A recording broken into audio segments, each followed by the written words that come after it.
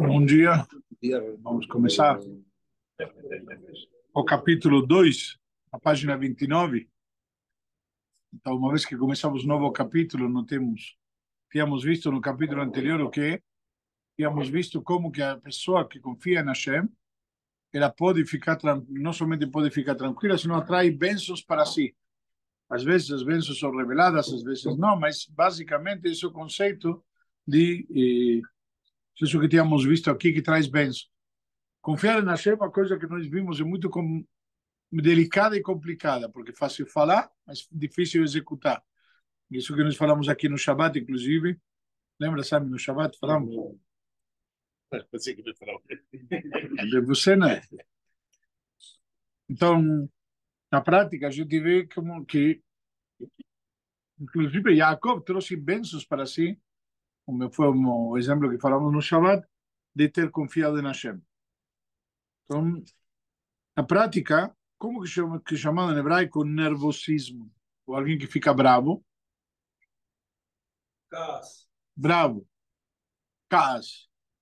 Então, nossos sábios explicam, eles alertam, que se trata de uma característica muito negativa, ao ponto que a pessoa que entra em cas, dizem nossos sábios, cola coes, que lo veda vodazara. Todo aquele que fica nervoso, se altera, ele como se estivesse fazendo idolatria. Por quê? Como pode ser algo tão radical, tão grave? Idolatria, nós sabemos que significa o quê? O oposto de acreditar na Hashem. Já. Como podemos pensar que alguém que fica bravo, ele se salta, ele tem como se estivesse fazendo idolatria? Ele entende que tudo vem da Hashem, então ele se descontrola todo. Se descontrola à toa.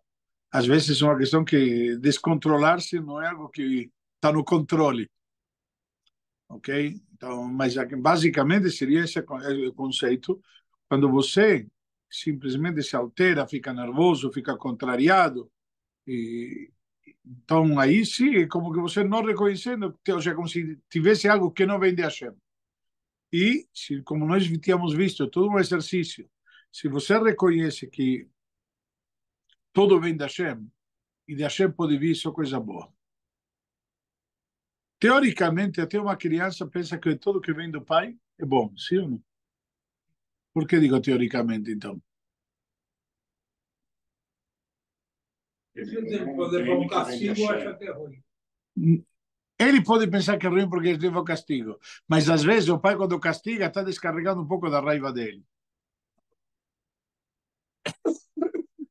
Não, mas não é brincadeira. O cara veio estressado o dia inteiro, ele está nervoso, e o filho fez alguma coisa errada, e o pai é o que chama overreacting, sabe? Ele reage desproporcional. Mais do que necessário. Entendeu? Uma coisa por o filho de castigo, quando fica nervoso e vai de castigo, um mês não vai ter celular.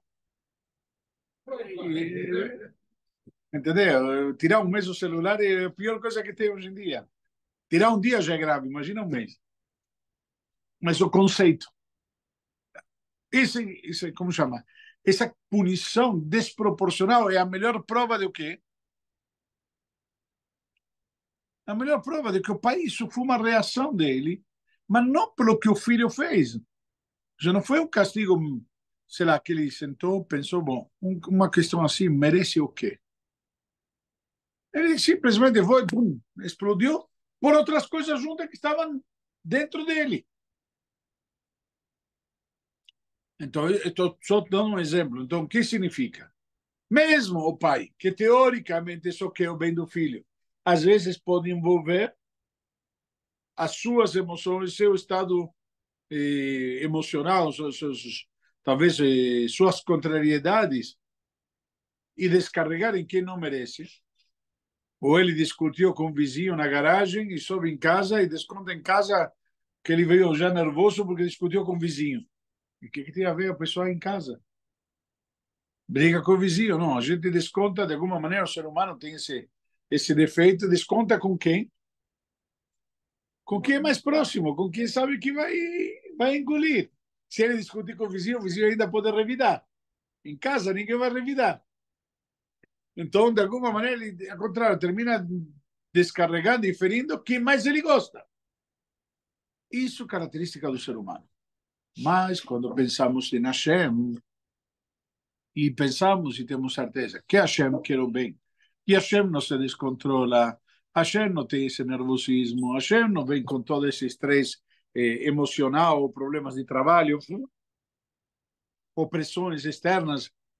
Hashem é o contrário, Hashem é justo. E se eventualmente vai te dar eventualmente um castigo que por algo que você precisa ou por algo que você merece, vai ser justo. Ao ponto de que Hashem vai te recompensar o que você fez de certo e vai te punir por o que você fez de errado. Hashem não faz pacote. Bom, vamos aqui. Quanto te devo, quanto você me deve, vamos descontar e acertamos. Hashem não. Aquilo que você fez de certo será recompensado. E aquilo que fizer de errado será cobrado por isso. Então vamos lá. Em primeiro lugar, faz-se necessário esclarecer que alguém nervoso demonstra sintomas de arrogância. Por quê? Pois se entrega esse sentimento quando as coisas não saem do jeito que ele queria. Eu achei que fulano teria que vir me cumprimentar. Ele não me cumprimentou, estou chateado. Eu achei que fulano deveria agir assim. Ou ele não deveria ter me respondido dessa maneira. Então, o que é? Eu achei. Então, tudo o que é? Arrogância.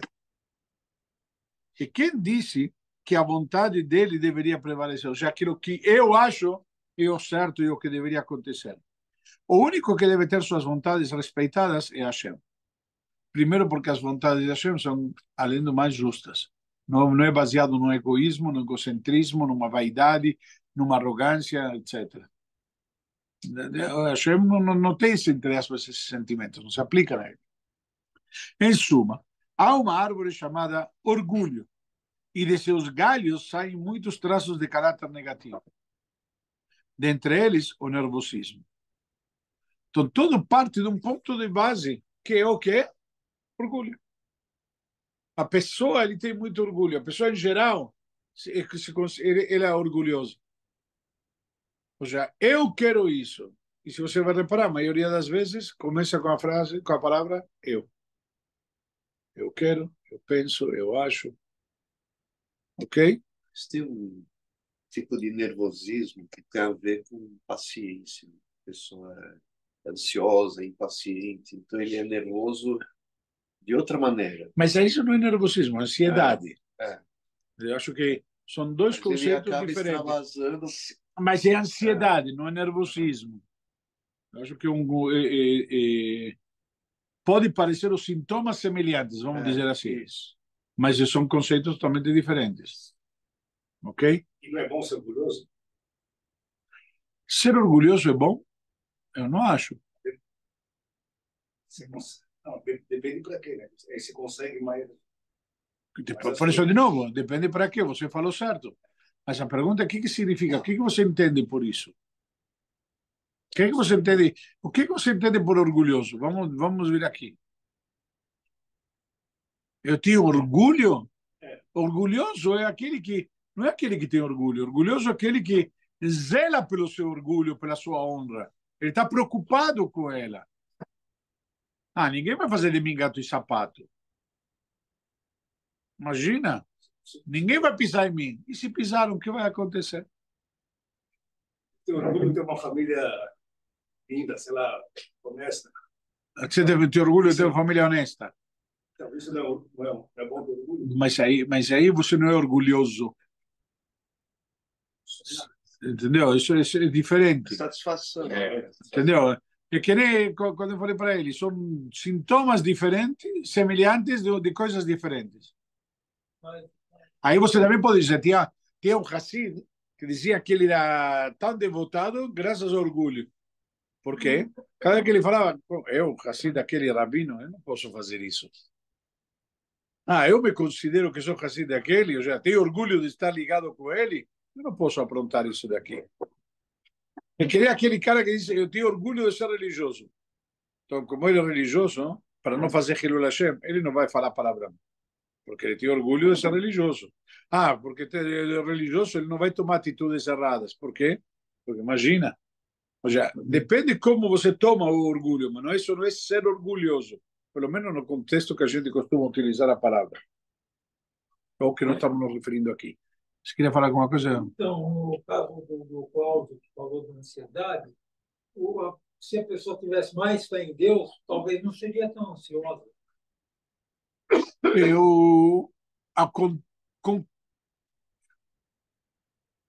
eu vou te explicar. Pode ser, primeiro, fé em Deus é uma coisa, segundo é confiança. Ele pode ter fé em Deus, talvez falta confiança em Deus. Entendeu? Fé e confiança são dois conceitos, nós já explicamos bastante, bem diferentes. Falta um pouco a confiança em Deus. Ou seja, let it be. Sabe? Que nem você entra num consultório médico e você confia no médico. Se você realmente confia no médico, você sai de lá tranquilo. Os sintomas estão todos lá, mas ele te deu um tratamento que você acredita que com esse tratamento vai melhorar. Então você confia, essa confiança te gera esperança, te gera ânimos, te estimula a você lutar. Entendeu? Agora, se o médico te diz, cara, lamento, você não tem solução, você vai sair de lá como? Já. Isso daqui mostra muito como pode afetar isso na pessoa. Mas o que eu quero dizer é verdade, e isso afeta a pessoa. E é o que nós vimos falando sempre, a importância de estudar sobre confiança na Hashem. Isso é um exercício constante que nos mantém constantemente ligados, conectados constantemente te dá aquela injeção que você precisa todo dia, que nem uma planta, todo dia precisa do sol para quê? Para produzir a clorofila, etc. Certo? Ela precisa disso. Nós precisamos todo dia de uma dose de fortalecimento também. Tinha uma famosa história do Reb Levitzchak de Berditcher, que ele falava uma vez para Deus, Deus, você é muito injusto. Você pegou as tentações deste mundo e colocou a olho nu. E Olam Abba, as coisas espirituais, você colocou no livro e enfiou na última estante da prateleira. Ele falou, te garanto, Deus, que você fizer o contrário. Coloca todas as tentações deste mundo num livro, na última estante da prateleira. E Olam Abba, e o bonito, a olho nu, todo mundo ia ser tzadik. Só que acontece, você senta na mesa e você vê o quê? Vai no casamento, o que você vê? Tudo que você gosta. O cardápio é tudo que é gostoso, mas tudo que não pode. É uma realidade. Você vai lá e tem tudo o quê? O pessoal fez questão de fazer um cardápio do quê? Do que é saudável? Cardápio vegano aí, bonitinho, sei lá o quê? Imagina. Mesmo os queijos, aquele queijo brie, todo aquele gorduroso, etc. Mesmo se for de laticínios também. E umas massas aí para o colesterol não ficar por trás, etc. Proteínas, etc. O que significa isso? Não é saudável. Por quê? Porque essas são as tentações. Isso que a gente, na prática, tenta nesse mundo. E é levado por isso. Se você vai ver, você entra numa padaria e você vai ver. Eu já fui em várias padarias. Eu muitas vezes vou ter uma, não vou dar nome por uma questão técnica, mas você vê, tem uma foto de um croissant com queijo todo derretido e tudo mais. Eu quero um assim. Porque quando você pede, não tem nada a ver o que tem na foto com o que ele te serve. Sabe, aquele abundante queijo, etc. Photoshop. Mas é uma realidade. Por quê? Porque você vai do que você vê. Então, muitas vezes, é verdade, você se descontrola por isso. E esse é o exercício. Por isso que a gente é importante rezar todo dia, a gente fortalecer nossa fé todo dia. Todo dia ter o exercício. Nós falamos outro dia no show. Todo dia tem o exercício de quê? Acordar de manhã, agradecer a Deus. Baruch Hashem, estou bem, estou saudável, tenho uma família maravilhosa. Baruch Hashem, a esposa que tem, os filhos que eu tenho, etc. Poderia ser melhor, poderia ser pior. Ou seja, na prática, a gente sabe agradecer e estar feliz pelo que temos. E não sempre olhar o que nos falta. Graças a Deus. Sim. Tá certo ou errado? Eu tenho orgulho e ter fé em Deus? E se você tem eu vou te explicar, é que a palavra orgulho é muito mal usada, estou vendo no contexto que você está mencionando. A Torá determina... Calma, deixa eu construir a ideia. A Torá nos conta que qual é a característica grande de Moshe Rabbeinu? Humildade. Moshe nasceu em Buenos Aires, era homem humilde. A grande virtude de Moshe era a humildade. Eu posso falar isso com conhecimento de causa. Dito isto, importante entender. Temos a famosa passagem que Moshe é confrontado por Korah. E Korah acusa Moshe de nepotismo, favoritismo, etc, etc. E Moshe, ele é humilde e ele fala para Korah, vem cá, vamos conversar. Korah organiza uma revolta. Moshe vai lá até ele para tentar conversar e fazer as pazes. Mas na hora que não dá mais, Moshe se posiciona. O que vemos aqui?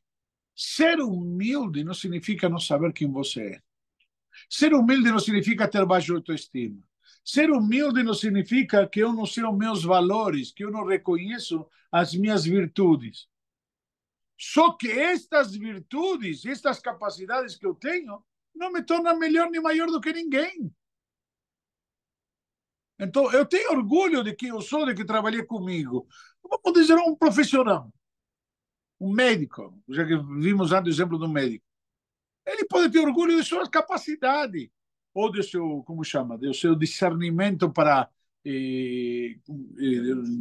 determinar o diagnóstico, ou eventualmente habilidade para operar uma cirurgia muito delicada. Ele pode ter orgulho. Mas isso daqui, esse orgulho, na verdade, gera um compromisso dele ser eficiente e não dele se sentir que é melhor do que ninguém ou que por conta disto lhe corresponde. Peraí, o meu diz, cara, eu estou à tua disposição do mesmo jeito, o que eu posso te ajudar? Ah, não, peraí, se ele quer, que venha falar comigo. Se ele precisa de mim, que me ligue. Quantas vezes ouvimos isso? Ah, fulano nunca me liga, não vou ligar para ele. Dani, se liga aí. É orgulho besta. Esse é o problema de orgulhoso. Orgulhoso nesse sentido. Ter orgulho não é algo negativo. Ser orgulhoso é negativo. Por isso que fiz questão de corrigir o conceito, porque talvez isso pode para todo mundo valer. Então, se vem alguém e diz, olha, minha profissão é, sei lá, hoje em dia tem muito coaching. Com que capacidade você dá coaching para alguém? Você aconselha. Ele tem uma experiência e se alguém como chama, vai apreciar e valorizar, vai contratar os serviços dele, vai ouvir os conselhos que ele possa dar e eventualmente vai reconhecer e remunerar por isso. Agora, isso torna ele melhor? Significa que a ideia dele é melhor do que do outro? Peraí. Eu te dou meu parecer. Você quer, faz. Não quer, não faz. Acho que o orgulho se mistura um pouco. Da mesma maneira, eu estou dando coaching para Marcelo. Eu falo, Marcelo, faz assim, assim, assim. Marcelo decidiu fazer diferente. Eu vou ficar bravo com ele? Aí é orgulho. Orgulho negativo. Por quê? Porque eu dei o conselho e ele não aceitou meu conselho. Então, eu estou ferido porque eu sou dona da verdade. O meu conselho era verdadeiro e ele não seguiu. Sabe dele que não conseguiu, não seguiu. Não sei se dá para entender a sutileza. Então, qual a diferença entre orgulho e orgulhoso? Eu tenho orgulho que te dê um conselho, o melhor conselho que eu poderia te dar. Talvez está errado, mas na minha perspectiva, na minha, como chama, na minha concepção, na minha experiência, foi o melhor conselho que eu podia te dar. Acabou. Eu tenho orgulho de que fui honesto, fui sincero, me entreguei e fui como se chama, solícito e compreensivo. Se entendi tua situação e fui solícito para te ajudar. Ponto. Talvez errei, mas talvez acertei, não sei. Foi transparente. Então, voltando ao assunto. Temos uma árvore que chama... Sim. Também nesse caso, tudo bem, é azar dele, pode ser, mas também pode não ser, entendeu? Às vezes o caminho que a pessoa escolhe não é o caminho que a gente determina, é um caminho bom para ela. E a gente precisa reconhecer isso também. Sim. E também, muitas vezes, quando a pessoa vai e erra, a gente não segue o que a gente diz, por exemplo, o senhor disse. E aí a pessoa vai e erra. E aí a pessoa, em vez de ela pode ajudar a pessoa, em vez de falar, não, viu, eu disse, eu sabia. Aí que entra o orgulho também. Aí, exatamente. Eu Então, sabia, olha, não o que aconteceu. mas, Não. calma, pode ser que ele sabia porque tem experiência. Por exemplo, se você vai num médico e te diz não come aquilo, e o cara vem no dia seguinte e estou passando mal. Peraí, eu te falei, eu sabia que isso ia acontecer. Por quê? Porque você está com uma sensibilidade e aquele tipo de alimento ácido, sei lá o quê, ia te fazer mal. Então, eu sabia, lógico que eu sabia. Não é porque me sinto melhor, porque tenho experiência, porque estudei. Então, não é o erro dizer eu sabia. Agora, quando eu te falo eu sabia e você é burro, eu não construo nada com isso. Desta maneira, só estou te destruindo pior. Entendeu? Mas é uma questão diferente. Acho que aí eu o conceito é diferente. Mas talvez sim, é verdade. Todo caminho errado, na verdade, é positivo. Mesmo o caminho errado, porque te dá experiência. Isso depende de quê? De você. E você ter a humildade de aprender com teus erros. Porque muitas vezes você é teimoso e diz, não, eu vou provar que eu estava certo. Sabe? Então, tem muitas vezes essa teimosia. Mas isso depende de cada um. Ok?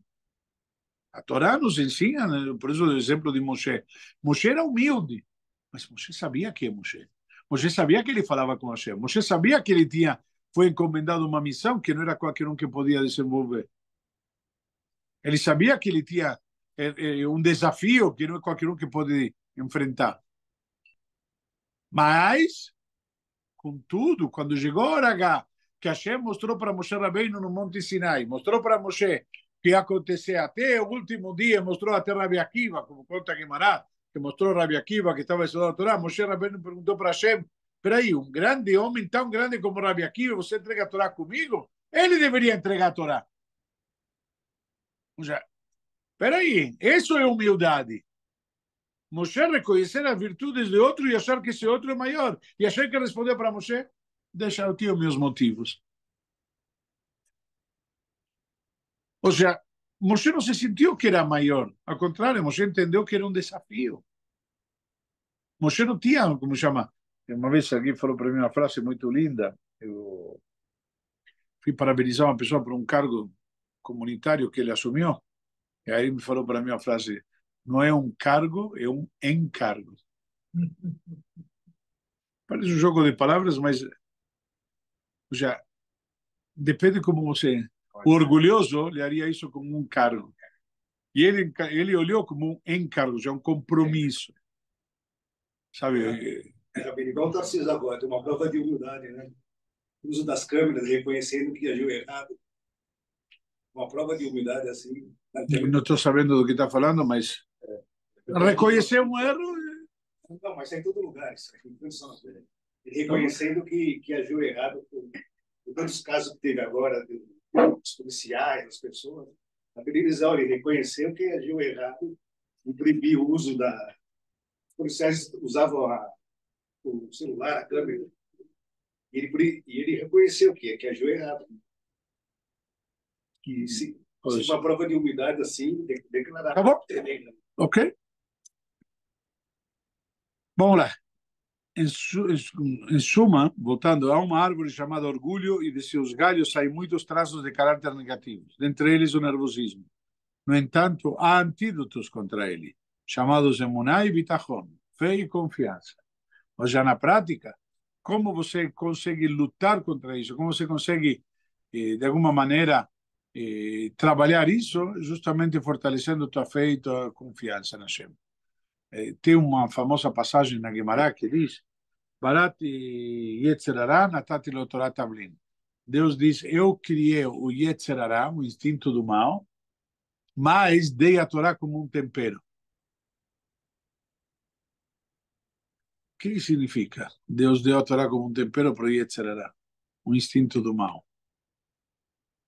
Que o instinto do mal você não tira. Ele continua. Ele está conosco agora estudando Torá. E ele quer aprender outra artimanha de como... E ele está sempre tentando te aprontar. Seja para quem se cuida na mesa dos doces, ou no orgulho, na tentação, qualquer coisa. E ele está tentando aí, ou te fazer dormir o Shabbat inteiro, que não precisa, não consegue rezar, ou no dia seguinte do casamento não consegue pôr tefilim, porque está dormido, cansado, exausto. Enfim, o Yetzirah sempre é espreita. Como que é o tempero? Como que é o tempero? A Torá. Estudar a Torá é o tempero. Agora você vai perguntar, por que tempero? Eu fiquei pensando sobre isso, tem várias explicações, mas uma explicação humildemente minha é que você não consegue com ele. Então, o que você faz com algo que é difícil de engolir? Você tem que temperar. É uma comida que é forte, alguma coisa, o sabor não é muito agradável, ou não tem sabor nenhum, etc. O que você faz? Tempera. O tempero que faz, que fica agradável de engolir. A Torá nos dá o tempero de como poder engolir, como poder desafiar, como poder lutar, travar essa luta contra o Yetzirah. Ou seja, a Torá realmente nos dá o jeito de conseguir, de alguma maneira, engolir ele. Quando não tem movimento na loja, você fica lendo Teilim. Aí Deus te manda clientes, o Yetzirah te manda cliente, contar que você não fique falando Teilim. É? Funcionou alguma vez para você? Óbvio. Imagina se estudasse Gemara, então. Vamos lá. O Ben Ish Chai, Yosef Chaim de Iraque, de Bagdad, certo? Era um grande rabino, um sefaradi do Iraque, literalmente compositor de obras maravilhosas, um grande rabino. Então, ele traz o exemplo, uma parábola sobre um rei que foi visitar o hospital de seu reino. Ali viu um dos pacientes em estado grave. Preocupado, o monarca perguntou por que ele estava tão doente. O homem respondeu: foi mordido por um cão raivoso. O rei inquiriu: o que os médicos disseram? Há cura? O enfermo respondeu: sim. O rei voltou a questionar: então, por que você ainda está tão doente? Se há cura, por que está tão doente? Faz o tratamento. Diz o Ben Ish Chai que nossos Chachamim ensinam que a cura para alguém mordido por um cachorro raivoso é comer o fígado do próprio animal. Ok? Assim, o rei voltou a perguntar: por que você ainda não comeu o fígado do cão para se curar? O doente explicou: eu estou me remoendo por dentro, pois no meu nervosismo, após ser atacado pelo cão, eu o jutei. E assim ele fugiu. Então, na prática, o que aconteceu? Quando ele chutou o cão fugiu. A cura é bravo. Dessa forma, ninguém consegue encontrá-lo. Moral da história. Isso aqui é uma parábola. Qual, então, ele nos traz aqui? Em 100% dos casos nos quais o nervosismo entra em cena, se que a pessoa se descontrola, quem sai perdendo é a própria pessoa que se exaltou. E a cura está nas nossas mãos. Só que a cura, como está nas nossas mãos? Como que está nas nossas mãos? Não se alterando. Por quê? Se você mantém a cabeça no lugar, como dizer, nervos de aço, e você sabe que você tem que segurar aquele cachorro raivoso para comer o fígado dele, então você não vai mandá-lo embora. Por que você está fazendo em definitiva? Mandando embora a tua cura. Ou já está saindo o que eu tiro pela culatra. Ficou claro? Então, outro exemplo pode ser extraído de uma das pragas que acometeu o Egito. Qual foi? A invasão dos sapos. A segunda praga que teve no Egito. O que aconteceu? Rashi diz que um sapo gigante saiu do Nilo. Batala tzfardea. Que significa? E subiu o sapo. Ok? E depois tem a tzfardeim. Devono falar em plural. Os sapos. Peraí, se era um sapo, como me diz que tem os sapos? Certo? Então, o que o Midrash explica? O Rashi tem seu comentário. O que foi? Cada vez que batia no sapo, o sapo se multiplicava. Então, o que os caras faziam? Mais batia, mais se multiplicava. Cara, para de bater. Vai ter menos. Se você vê que isso daqui é que nem o cara diz, foi matar a barata. Eu matei a barata, pensei que me livrava do problema. Só que vieram todo o resto para o luto. O Shiva. Então, diz que, então, como que era que, quando ele era golpeado pelos egípcios, este sapo, nervosos com o animal, tentava matá-lo a pauladas, ele se reproduzia. Então, nossos comentaristas perguntam, os egípcios eram tolos? Eles não percebiam que quanto mais batiam nos sapos, mais eles aumentavam em quantidade? Então, a resposta, segundo o Stapler, que o Rav Kanievski, eles dizem, é que o nervosismo chegou para essa conclusão óbvia. Quando você perde o controle, justamente isso que aconteceu, perdeu o controle. Você não tem controle de si mesmo. Por que às vezes uma pessoa precisa contratar um coaching, ou um advisor, ou alguém para te aconselhar, porque alguém de fora não está envolvido emocionalmente e consegue enxergar melhor. Você está tão envolvido que perdeu a perspectiva. Está tão de perto que só enxerga o problema. Não está enxergando a solução, que foi o que aconteceu aqui com os sapos. O mesmo acontece com todos que se enervam. Se houvesse um filme a que eles puderem assistir do momento em que perderam o controle, certamente lamentariam. Como pude agir assim? Como fui tão tolo? Os egípcios também, se pudessem fazê-lo, chegariam na mesma conclusão. Já vemos aqui o prejuízo de que não somente você não confiou em Deus, você se descontrolou. Então, na vida, perder o controle só traz prejuízo. A pessoa tem que manter o controle, manter a calma, manter o sossego, e desta maneira ela pode desenvolver não somente sua confiança em Deus, sino também evitar todas as consequências negativas. Ok? Para por aqui.